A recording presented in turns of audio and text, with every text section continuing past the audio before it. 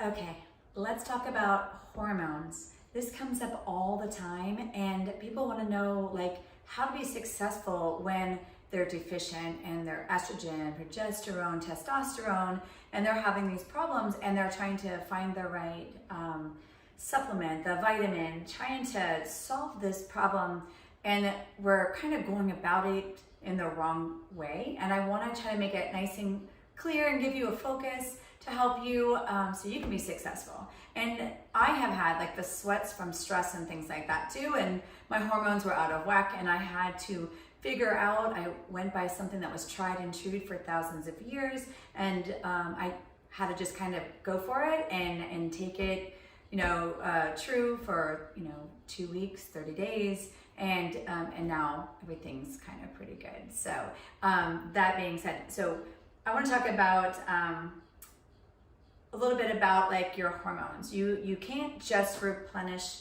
your estrogen and replenish your progesterone. You could chase it like a supplement, but what you really want to focus on instead of the hormones is focusing on the glands and keeping the glands strong, like your adrenal glands, your pituitary glands. Well, those are all your messengers in your body, and if your glands are deficient and not working, they're overworking maybe, then it's not going to be able to get the signals out there, and the hormones aren't going to be able to go out there like you want it to go out there.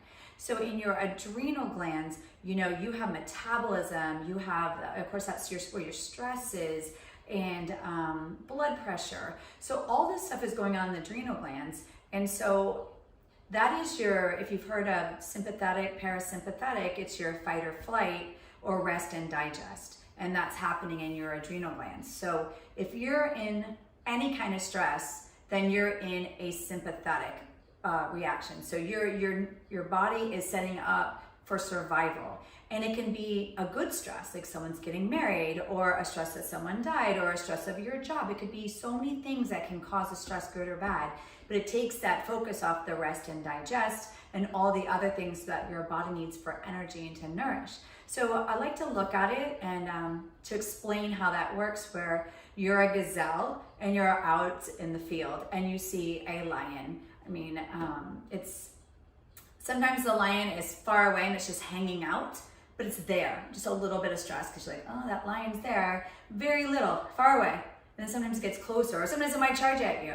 So your stress levels go up and down, and sometimes you don't need as much nourishing of your adrenal glands, but sometimes you need a lot more. So sometimes, at my age, I have a child, and I have aging parents. I have a job, so I'm kind of pulled in a lot of directions, and so that can make my hormones, my stress level. I always hate to say stress level because that's such a go-to, but now you understand that's my sympathetic reaction can go up and down, and it's really takes practice and takes focus to get out of that constant sympathetic and go into that parasympathetic, or that rest and digest. So that being said, when we go through trials and stresses and we're not sleeping well and our job is stressful and all that, you have to take more of something that nourishes your adrenal glands. And sometimes you're just kind of relaxing, and maybe you're on vacation and you're not thinking of anything. So you wouldn't maybe need as much nourishing of your adrenal glands. Okay, so there's foods that nourish it, and a lot of times it's organ meat and coconut oil, sea salt, avocados, asparagus. Those are good to nourish it. So if you're going through stressful times, you would have to throw down on that asparagus, or do more sea salt, or liver is a great nourishing, and it's also full of vitamin B for energy. So you could focus on the foods, or then there's the roots and the herbs that have been used for thousands of years, and Ayurvedic medicine and Chinese medicine. And so when I needed it, I researched it, case studies and all that, and then I had to just trust that it was going to work because I needed something, and I didn't want to go down that path. Oh, you're getting older, nothing you can do about it. Oh, I just have them. I had them for 10, 20 years, and I'm like, nope, not on my watch, and you gain weird weight in different places, and I know I could do better than that. So even though I did the research, I had to then trust, and then I have to know that I have to build out of a deficiency and get into that strength where I want to be. So it's kind of like you ran out of gas and then you ran out of gas and had to walk to the gas station. Like you're so deficient. If you're in flushes and you can't sleep at night, maybe you're tossing all night, every hour on the hour you're waking up, maybe vivid dreams if you have like kind of an acute stress going on, but you're already pretty much in the hole there and you need to kind of build out of it. So that might take some time. You want to cut out, you know, certain things in your diet, sure, to get there quicker, to get out of those flushes quicker. But if you know you're going to go to work and it's going to be a stressful day at work or something, I would definitely recommend doing more nourishing of the adrenal hormones and the adrenal glands than another day where maybe it's a Sunday and it's just a lazy day and you might not need it. But sometimes I'd get a stressful phone call and I just break out in a flush, and everybody would say, well, you have a nice suntan going, you're glowing. And I'm thinking, nope, there's a little bit of a stressful situation. So the ones that I like and I found, and then like I said, I just did them. You have to do it with an intent. You can't just say, do it one time and say it didn't work. And a really good idea is you write down everything in detail. Like I woke up 6 times in the night. Well, then I was taking this, I woke up 3 times in the night. Is that better? Sure. And then you keep building on it, and then you would see if it plateaued or you got to where you're having a good night's sleep, you know? So if you gained like those 10 pounds and you're like, where did that even come from? I did nothing different. It was just a weird weight in different places. Then you would take, you know, you strengthen your adrenal glands, and then that you keep taking it, and then you see if the weight loss comes on. So it takes time. So it's not something you would do just once and say it didn't work, but you have to have an intent when you do it, that I'm gonna do it 7 days straight. I'm gonna do it for 2 weeks straight. And this is easy. I would love to be able to do all the things fresh, because that probably does work better. But I just can't eat asparagus like, you know, 2-3 times a day, or when I'm going to work, you know, for a stressful, you know, something, and just start eating on asparagus. So what I have today that you can get is we have ashwagandha, we have maca, and we have moringa. Ashwagandha is a root, and well, ashwagandha and maca are both roots, and then moringa is a leaf. So the 2 roots have been around for thousands of years. I was saying in Ayurvedic medicine and Chinese medicine, and that was always for women's health, nourishing health, men's health. But they didn't go into detail because back then they didn't, you know, have the word glands and hormones, but they knew that it was nourishing to the body in that respect. So that excited me, and so I got those 2 because I couldn't decide which one I liked better. They are both very powerful to me. And then the moringa, which is known as the tree of life, is full of vitamins from A, C, B vitamins for energy, and it's like thousands of years of, I don't know about thousands, let's just say many, many, many years, because I didn't look back on that, many years of nourishing health. So I put those together, and then I actually put them like in a jar, and then I could use it pretty easy each day. So with roots, so when you want to prepare this, some people like to put it in a smoothie, and to me, I don't find that's going to be the best results. If you think about a root as maybe like a potato, like a maca's like a potato in that grouping, and I wouldn't eat a raw potato. I wouldn't eat it cold. I would want it kind of broke down, its enzymes broke down, especially because then it can be taken in my body easier and through the, you know, my digestion. So, and I did find that it, you know, it just kind of extracts out better when you infuse it in something. You can do it in like hot water. You can do it in honey, because honey has it breaks down enzymes. You could do it in apple cider vinegar, but to me that doesn't sound good at all. So if you like apple cider vinegar and you wanted to do that, you could. I have enough things with apple cider vinegar that I like to go to for that. So what I was going to do is I'll show you how easy.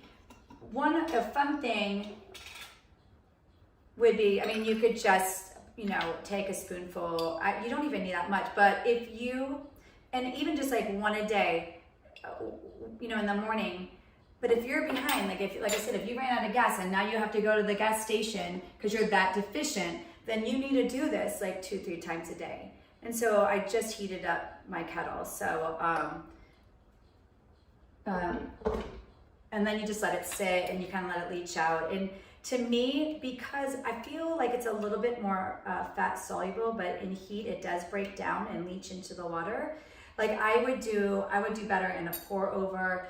People do it in their coffee and they love it in their coffee. I have, and it's not, I just don't notice it. It makes it a little bit creamier, but I was gonna do it in a, I was thinking, I usually do like a cinnamon tea. My son loves it, and I'm using powder. Now cinnamon is so good for your digestion, weight loss, and it comes from the inside of a bark. And if you ever look at like fires with forest fires, you can see how protective like the bark and the inside like stays strong and the inside like burns out. Have you ever noticed that? So that kind of fascinated me how powerful like, you know, the bark of things are.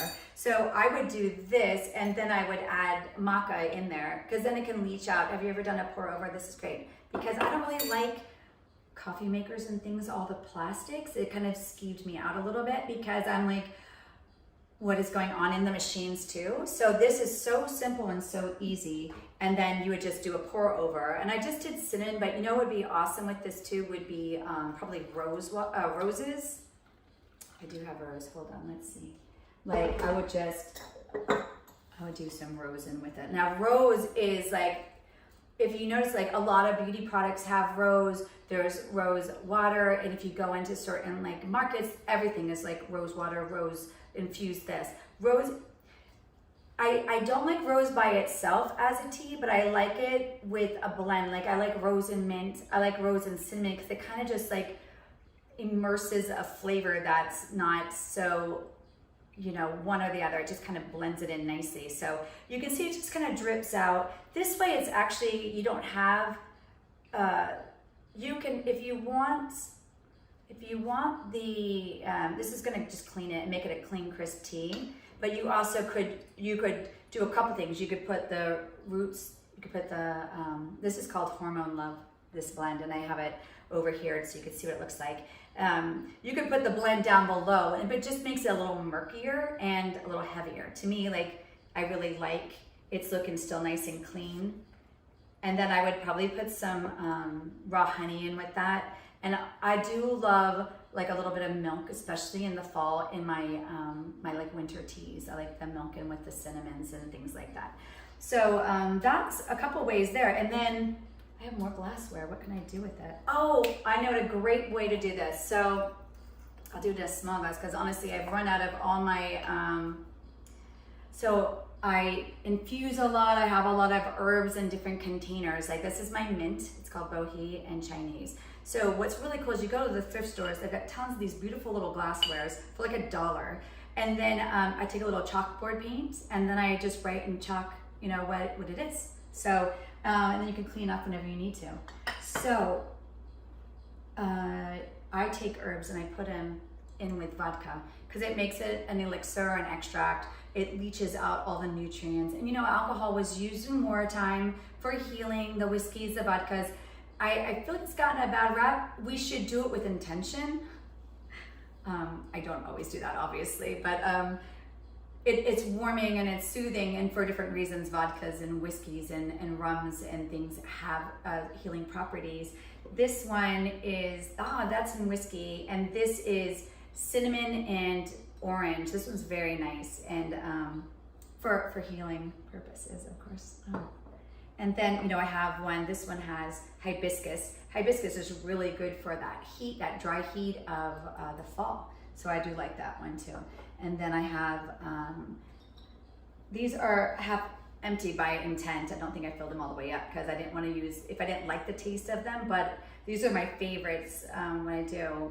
This is the ginger, turmeric, and cinnamon stick, and they're in vodka infused out. It has a nice pretty color. And when you drink these, put them in something that's, you know, you only want a little bit, you know, but you want to also have that nice experience with it too, and that helps. You're not just, you know, swigging it out of the bottle or putting it.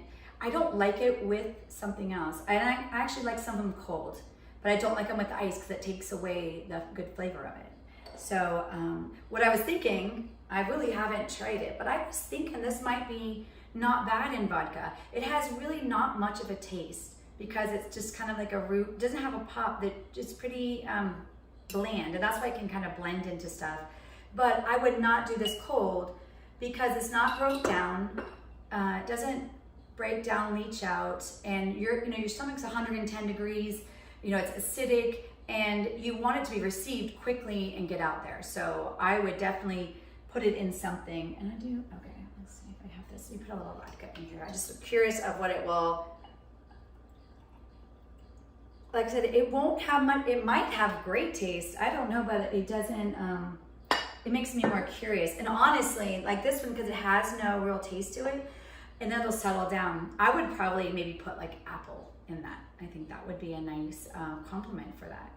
And then, so this was the just with the water, and I don't know if you can see it or not, but just a little bit on the top of that, and that would be almost like you're in a hurry to go to work or something, and you just poured a little bit in there and then let it sit for about 5 minutes and then swig it down. But when you want to have the experience and take your time with it and add the honey and add a little bit of the milk with it, then this is the pour over is a great thing, and you don't have plastics and, I love those things. Or like the French presses, I like those too. So I think I gave you a lot of options. I'm going to have to get back with you on how this works out. But then it's going to sit for a while. Like, you're not going to just do that and then you want it to sit, I don't know, a good little bit of time, maybe even at least on a day, I would think. But you might see it and take a sip of it, and you can find that it's giving you value there.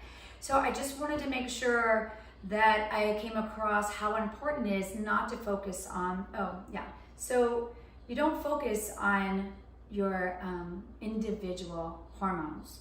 You focus on the main one, that's your survival. Because without that, then, that everything else, it doesn't even matter. So your survival is your first hormone. That's your adrenal glands. That's your fight or flight. That's your sympathetic. So if you focus on healing and nourishing that, you're going to sleep better. When you sleep better, you're going to nourish your whole body better. It's kind of like a complement together. When you're in pain, you can't sleep. And if you sleep better, you have less pain. They just kind of go together. So focus on, we're going to stress or we're not, So you can work on those, resolving that stress, those problems that kind of just hang in your head and that you can't resolve. You work on those, but while you're working on them, nourish your fight or flight, your adrenal glands, and the rest will come into place. So if you have any questions on this, please let me know, put a comment below, and I look forward to trying all this.